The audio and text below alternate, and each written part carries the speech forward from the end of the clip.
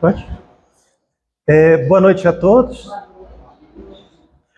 O estudo de hoje é Contrassensos, é da reunião pública do dia 17 de novembro de 1961.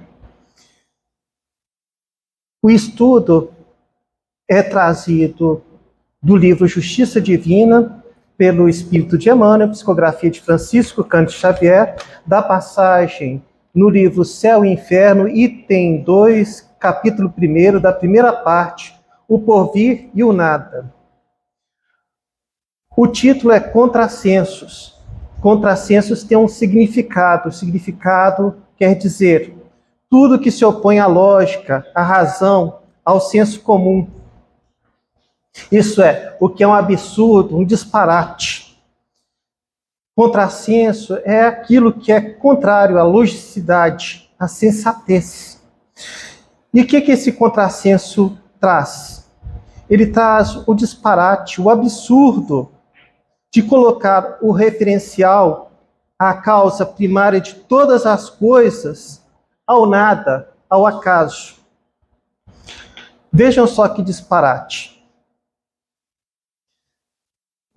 Quando a gota se viu semelhante a uma gema valiosa, na folhagem da primavera, insultou o rio em que se formara. Sai da frente, monstro do chão. Quando o tronco se agigantou diante do firmamento, blasfemou contra a própria raiz. Não me sujem os pés. Quando o vaso passou pela cerâmica em que nascera, gritou revoltado. Não suporto essa lama. Quando o ouro se ajustou ao palácio, indagou da terra que o produzira. Que fazes aí, barro escuro? Quando a seda brilhou na pompa da festa, disse a largata que lhe dera existência. Não te conheço, larva mesquinha. Quando a pérola fugiu, soberana, exigiu da ostra em que se criara, não te abeires de mim. Quando o arco-íris se reconheceu admirado pelo pintor, acusou o sol de que se fizera, não me roubes a luz. Copiando esses contrassensos figurados da natureza, o homem, o ser humano insensato, quando erguido ao pedestal do orgulho, pelos abusos da inteligência, costuma escarnecer de si próprio, afirmando, jactancioso, cheio de orgulho, cheio de si, a vida é poeira e nada, e Deus é ilusão. Que disparate! Perdemos o referencial de Deus.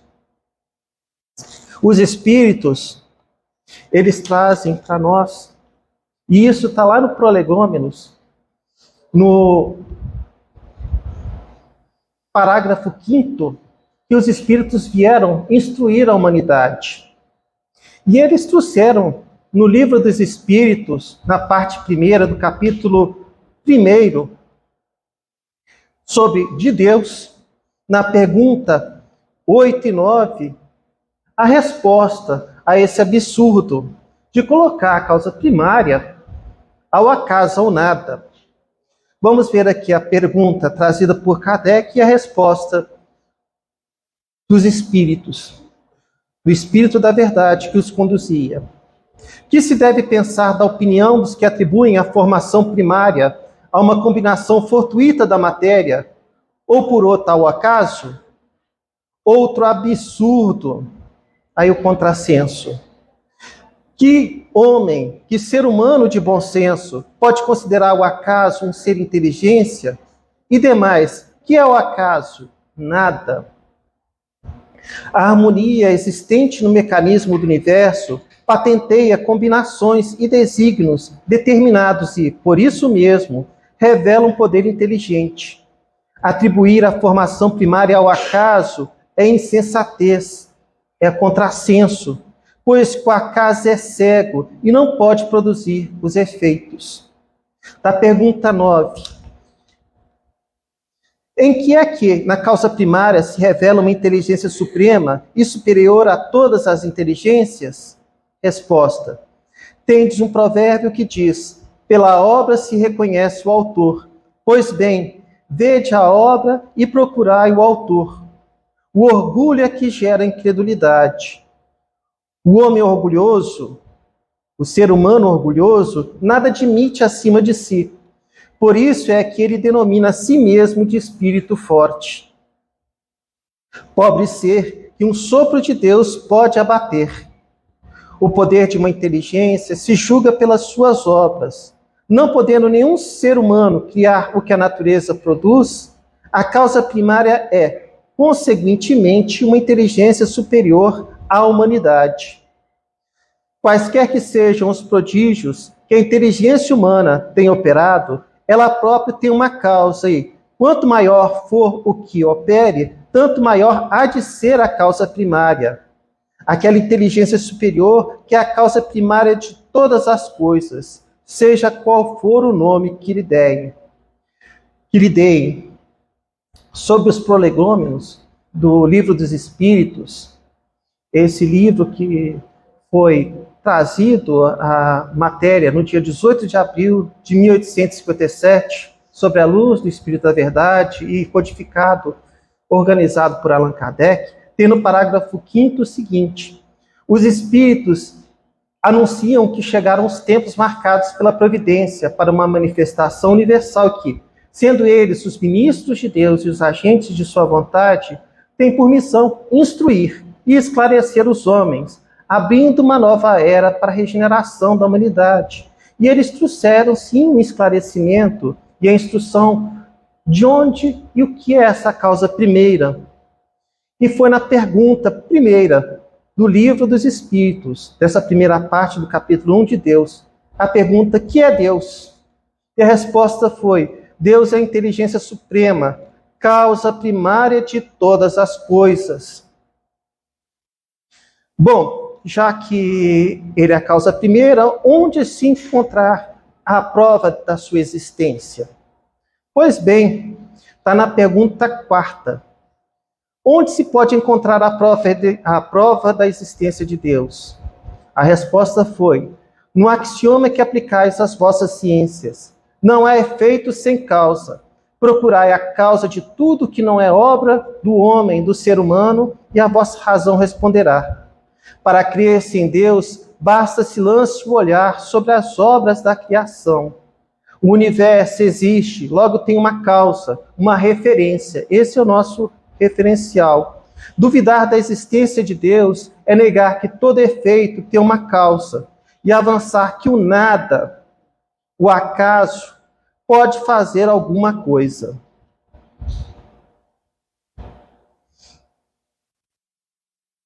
Bom, falei sobre o livro Céu e Inferno, que foi trazido no livro Justiça Divina, através do texto de Emmanuel, um texto poético, para refletir nas imagens trazidas pela leitura.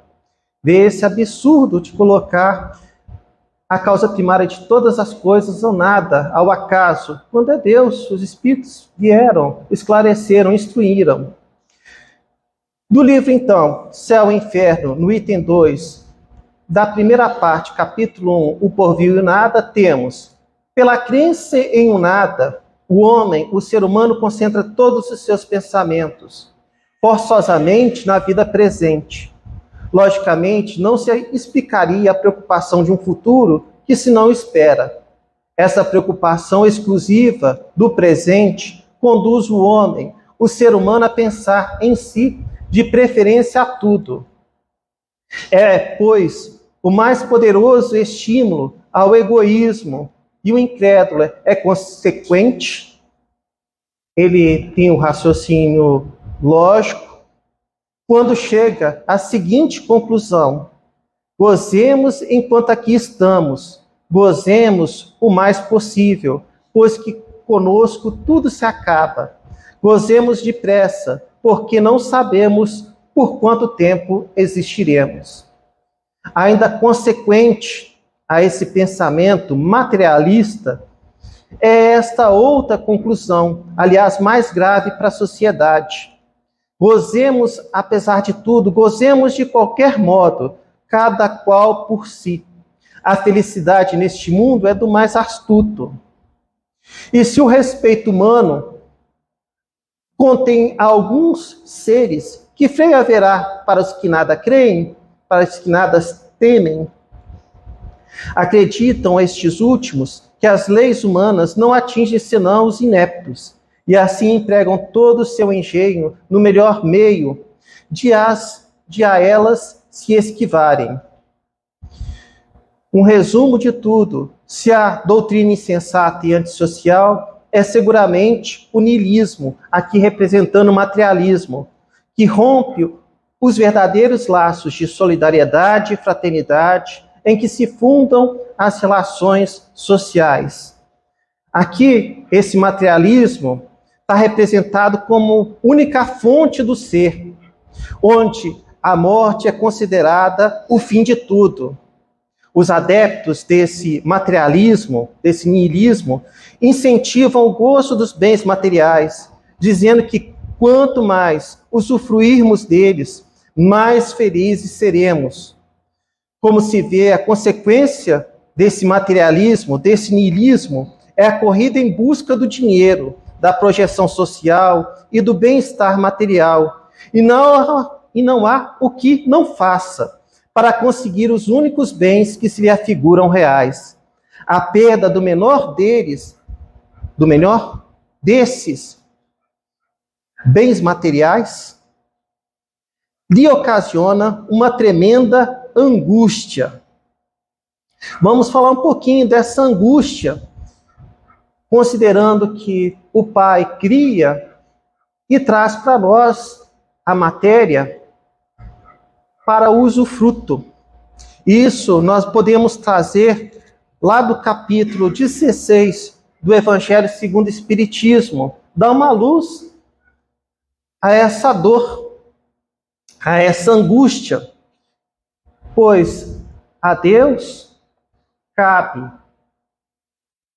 a criação e a designação da riqueza para que possamos bem utilizá-la para o progresso nosso junto aos nossos irmãos. Quer dizer, é um bem que é nos dado para usufruto e ele pode ser retirado por Deus quando assim lhe aprouver.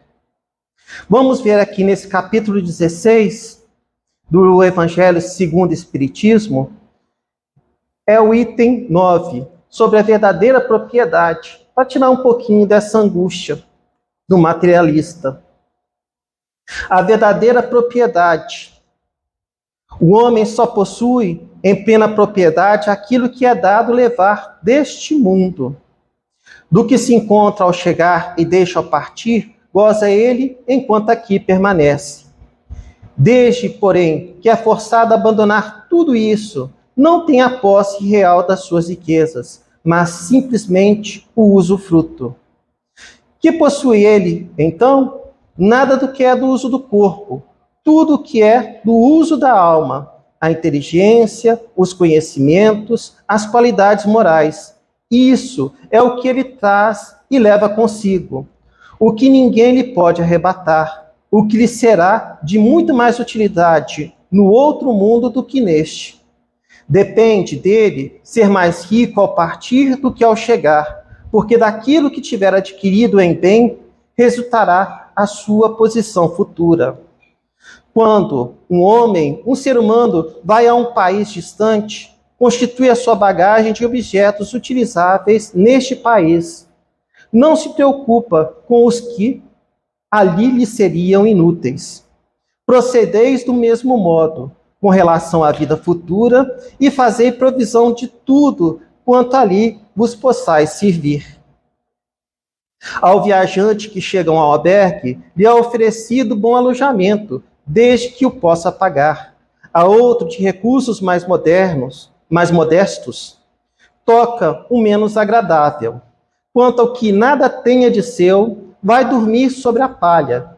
Assim acontece com o ser humano, a chegada no mundo dos espíritos. Seu lugar ali está subordinado aos seus haveres. Não será, todavia, com o seu ouro que ele o pagará. Ninguém lhe perguntará quanto tinhas na terra, que posição ocupavas. Era príncipe ou operário? Perguntar-lhe-ão, que trazes contigo? Não se avaliarão os seus bens nem os seus títulos, mas a soma das virtudes que possua. Ora, sobre esse aspecto, o operário pode ser mais rico do que o príncipe. Em vão, alegará que antes de partir da terra, pagou a peso de ouro a sua entrada no outro mundo. Responder-lhe-ão, os lugares aqui não se compram, conquistam-se por meio da prática do bem. Com a moeda terrestre, pudeste pagar campos, casas, palácios. Aqui, tudo se paga com as qualidades do coração.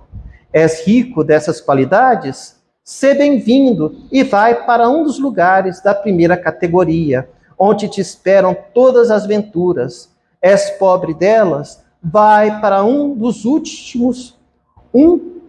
da última, onde serás tratado de acordo com os teus haveres. Mensagem de Pascal, em Genebra, em 1860. Então, vimos o absurdo que é colocar na causa primária de todas as coisas ao acaso e o nada, e vimos que essa é a posição do materialista. E ele tem uma dor tremenda, porque ele, ao desencarnar, vê-se que não leva consigo os bens materiais, porém leva os bens que adquiriu através do desenvolvimento das virtudes. E quando não desenvolve as virtudes? Vê-se na parábola do mal rico uma bela ilustração disso, onde o rico é o materialista e Lázaro tem a posição do homem mais espiritualizado, que desenvolveu as qualidades do coração. Essa parábola é do rico e Lázaro. Está em Lucas, capítulo 16, versículo 19 a 31. Havia um homem rico que vestia púrpura e linho e se tratava magnificamente todos os dias. Havia também um pobre chamado Lázaro, deitado à sua porta, todo coberto de úlceras, que muito gostaria de poder saciar a fome com as migalhas que caíam da mesa do rico, que ninguém lhe dava, e os cães vinham lamber-lhes as chagas. Se os cães aproximam, quer dizer que é um espírito amistoso, não é um espírito que não é fraterno. Ele compartilhava o espaço com os animais e deixava-os aproximar. Ora, aconteceu que esse pobre morreu e foi levado pelos anjos para o seio de Abraão. O rico também morreu e teve por sepultura o inferno. O inferno aqui é o próprio clima que ele criou em sua mente, em seus valores, que se aproximaram daquilo que era semelhante. E no plano espiritual não tem essa sintonia elevada quando se apega à matéria de forma egoística ou se propõe a colocar-se frente a outro com superioridade ou orgulho. O rico também morreu e teve por sepultura o inferno. Quando se achava nos tormentos, levantou os olhos e viu longe Abraão e Lázaro em seu seio. E exclamando, disse essas palavras: Pai Abraão, tem piedade de mim e manda-me Lázaro, a fim de que molhe a ponta do dedo na água para me refrescar a língua, pois sofro horrível tormento nestas chamas. Mas Abraão lhe respondeu: Meu filho, lembra-te de que recebeste em vida teus bens e de que Lázaro só teve males. Por isso ele agora está na consolação e tu nos tormentos. Além disso, existe para sempre um grande abismo entre nós e vós, de sorte que os que queiram passar daqui para aí não podem, como também ninguém pode passar do lugar onde estás para aqui. Disse o rico: Eu então te suplico, pai Abraão, que o mandes à casa de meu pai, onde tenho 5 irmãos, a fim de dar-lhes testemunho destas coisas. para que não venham também eles para este lugar de tormento. Abraão lhe retrucou: eles têm Moisés e os profetas, que os escutem. Não, meu pai Abraão, disse o rico, se algum dos mortos for ter com eles, farão penitência. Respondeu-lhe Abraão: se eles não ouvem a Moisés, nem aos profetas, também não acreditarão, ainda mesmo que algum dos mortos ressuscite.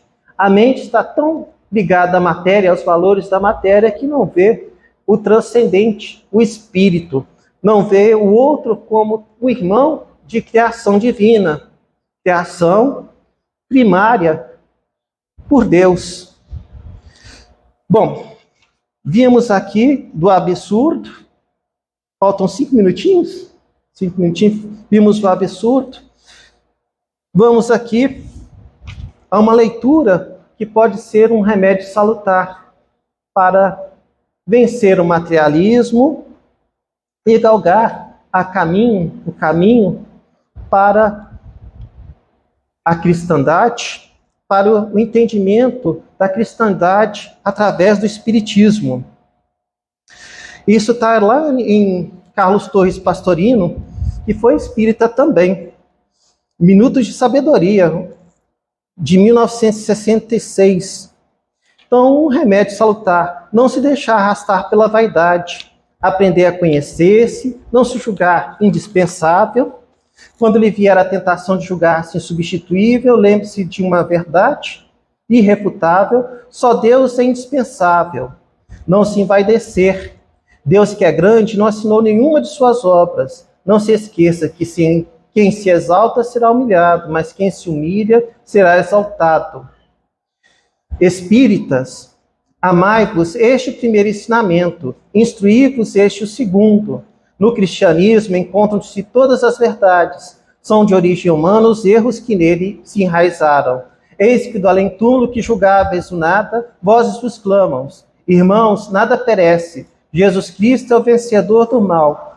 Sede os vencedores da impiedade. O Espírito de Verdade, em Paris, 1860, do parágrafo 5º do capítulo 6º do Evangelho segundo o Espiritismo. Vemos aí do absurdo de considerar a causa primária de todas as coisas, ao acaso, ao nada, é Deus. Os Espíritos vieram nos instruir pelos prolegômenos. Vimos a confirmação pelas instruções de esclarecimento que a causa primária de todas as coisas é Deus.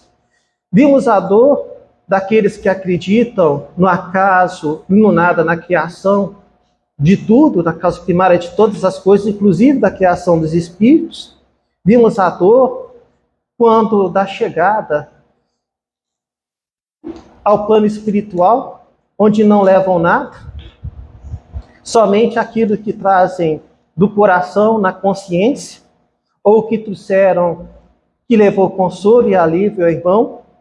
Vimos a postura de humildade, de fraternidade, um comum para um outro, conforme nos instruiu o Cristo, e vemos que o Espiritismo aqui, através dos bons espíritos, é um bom caminho para que superemos as nossas dores e sofrimentos ligados à vida material e alcancemos uma condição mais feliz, pois, como diz nos prolegômenos, é chegado o tempo da nova era, da regeneração da humanidade. Muito obrigado a todos.